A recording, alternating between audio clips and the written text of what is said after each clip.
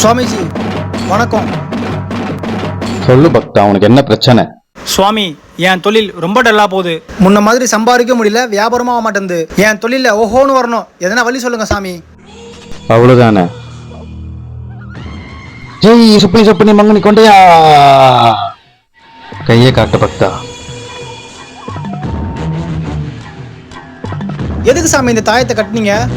இனிமே உன் தொழில் ஓஹோன்னு போகும் பக்தா. காணிக்கை மட்டும் 100 ரூபா குத்துட்டு போ. இந்தாங்க சுவாமிஜி. அப்பாடா, 10 ரூபா ஊசி மணி குத்து 100 ரூபா சம்பாச்சாச்சு. எனக்கு ஒரு கோட்டு போட்டுற வேண்டியதுதான். சுவாமி, தாயத்தை கட்ட நேரம். வியாபாரத்தை உங்ககிட்ட இருந்து ஆரம்பிக்கிறேன். பொண்ணு மாதிரி தான் உங்ககிட்ட இருக்க காசு போன் எல்லாம் தேடுறா. அடங்கா, இதான் உன் தொழிலாடா? ஆமாடா, ஜோபில இருக்க போன் காசு கொடு, காசு கொடு. வண்டி சேவையில கொடு. என்னடா பாக்குற? வேட்டியை கட்டி விடுறா. வேட்டியா